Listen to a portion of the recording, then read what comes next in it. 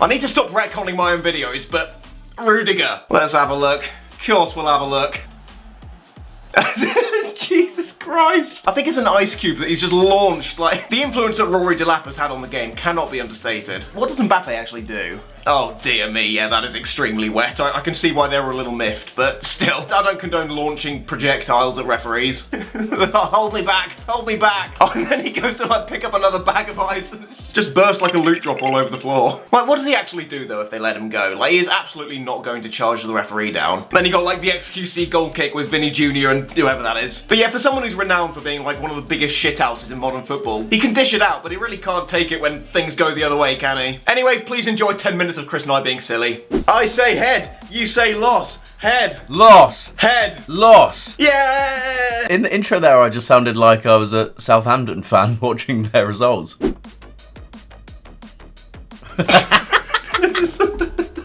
It's a head injury. Get the fucking medics out, please. It's quite funny, yeah, if you just watch the manager who goes down under the nose tweak. Like, his facial expressions are so good. Just like how quickly his knees buckle is crazy. You can see he still remembers a trick or two from his playing days. I do hope Mourinho returned his nose at the end of the game. Like, do you think he took it home with him? He was like, wife, children, I brought home this trophy from a rival manager that I defeated. Got your nose. Yes, thank you. Understood it. Right, I don't know if you were following the phallic instrument swinging competition going on between Szoboszlai and Gula recently. Sorry? So yeah, during the international break, Turkey beat Hungary 3-0. I don't know exactly what happened, but Gula and Szoboszlai had a little bit of a spat. Gula shushed him. All seems like a load of nothing, really. No, I'm not going to say that. I need to generate interest. It's an outrage. This is the worst thing I've ever seen on a football pitch. But yeah, I think the following day, Gula puts this photo of him shushing Szoboszlai on Instagram, and Szoboszlai responds with 1,088. It did not take people long to realise that that was the number of minutes that Gula had played that season thus far. Jesus Christ. Later on, Gula then responds to that with, again, the most football Twitter thing you'll ever see. The 3-0 scoreline, but then on the Hungary side, Szoboszlai one Instagram comment just with the caption, this guy's a joke, isn't 6 goals enough to shut you up. See, this is what happens when we have an era that where football Twitter has been around for long enough for those people to now grow up and become footballers and responsible adults is what you end up with. Look at what Neil Maupay has done to a generation. Obviously in part 1 we covered the slot handshake incident. We never actually covered Jones and Decore, so we're going to do that right now. Sorry, Liverpool fans. So yeah, obviously this is full-time whistle. Everton are just, you know, nice celebrations. Suddenly... the bottle thrown in. It's quite impressive. Yeah, that water bottle is fantastic. I absolutely love stuff like this. It's brilliant, isn't it? So yeah, Decore runs over to the Liverpool fans to celebrate, and Jones, he's just like a guided missile, just goes straight into the back of him to go and stop him. It's so funny, because arguably moments like this are actually more entertaining than any actual bit of football could be. If you look at the way he sends off both Jones and Decore, do you remember that clip of the guy dressed as a referee at that festival and he's just there like just handing out the cards? As it cuts to that shot of them all fighting as well, the bottle's already in the air. They've nailed both Beto and Pickford with that. And Branthwaite, oh baby, a triple! So yeah, this was in the FA Cup relatively recently. So Isak thinks he's through, but, you know, the whistle gets blown for offside. Oh, good heavens. Good Lord, Anthony. But yeah, I don't know, I have no idea why he's protesting. Like, this Jesus angle just Christ. does not do him any favours. It's awful. That is a brilliant loss of Swede, isn't it? So after he actually does it, he's then, like, pointing him on the ground and laughing at him. Yeah, as if he's dived. Yeah, exactly. Fair enough if he's actually dived there. But, you know, you've just rear-ended him hard enough to give him fucking whiplash. And then he's shooketh to realise that he gets a red. I actually think Ali McCoy's is defending him as well. It's a push. It probably looks more aggressive than it actually is. The mental gymnastics they're trying to do, trying to defend this young English talent from the nasty, scary referees. Ooh, don't like how easily you use that phrase, young English talent. Right, this was the same weekend as the Anthony Gordon incident. So again, you know, the whistle has already gone, the ball is not in play. Oh, what is he doing? Oh my god, Jesus, that was about 4 different sending offs in there. So to start with, he's just started wailing on him as if his arms are pool noodles. Then he kicks him when he's on the floor, and then he, you know, he goes for the headbutt to finish things off. I love these, like, sustained head loss. Like, this isn't just, like, one moment of madness. His head's been on Mars long enough to completely lose oxygen here. Also, I can't believe he's taking on, like, 4 different Bournemouth players just by himself, because I thought Wolves hunted in packs.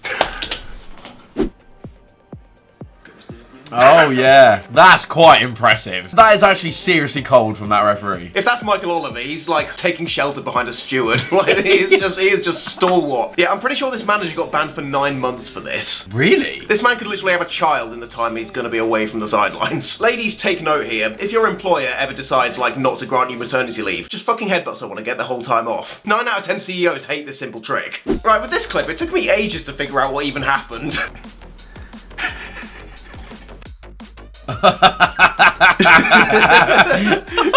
What? How's he getting booked from that? Where does it say in the rules that you can't do that? What, letter of the law, my arse. God, he's absolutely flown into giving that yellow card. Like, some sort of assault has just been committed as well. Pretty sure when Aaron Ramsey's leg was hanging off, the referee wasn't this keen to stop the game.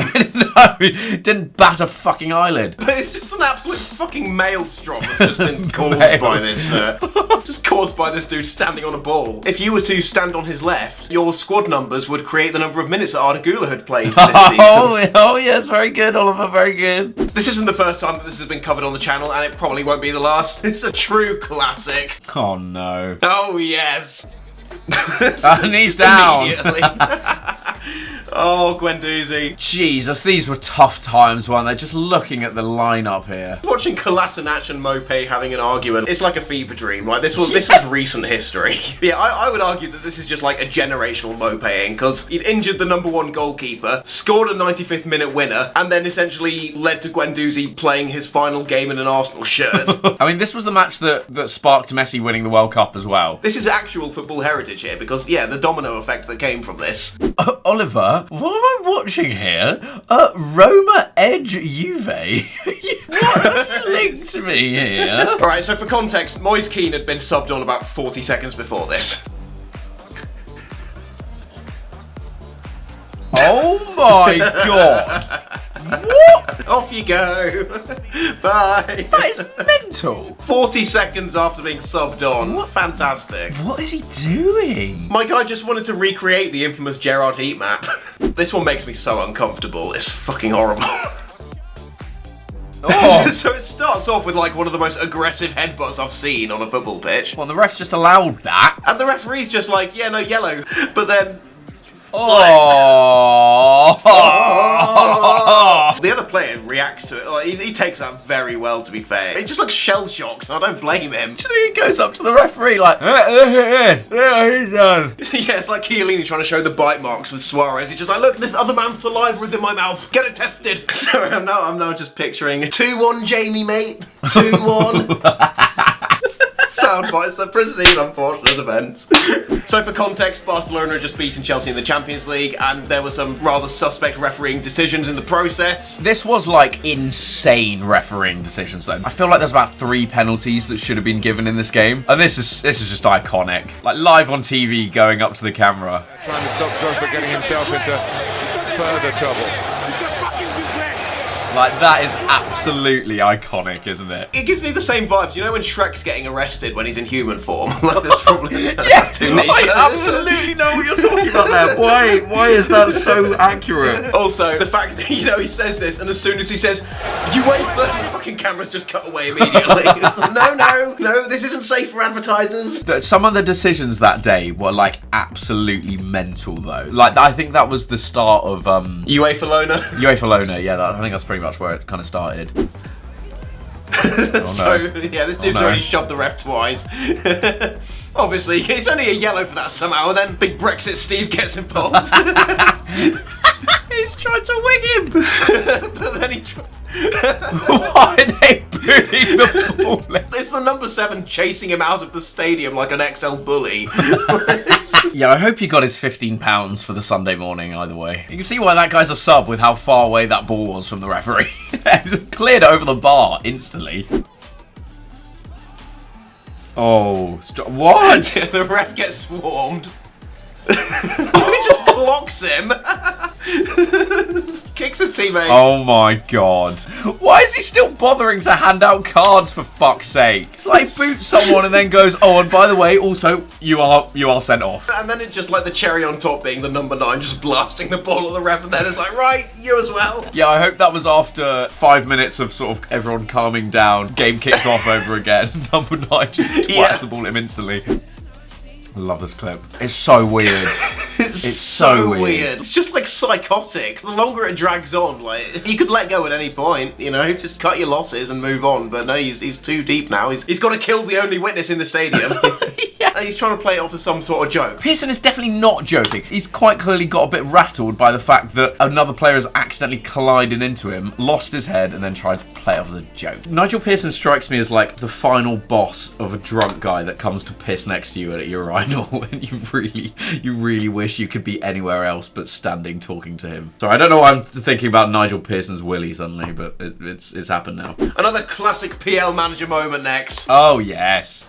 So again, this is a strange one. Like, Mela really doesn't do that much. She's just going to get the ball back. And Pardew just goes for him. Does he go for a headbutt? I was trying to see that.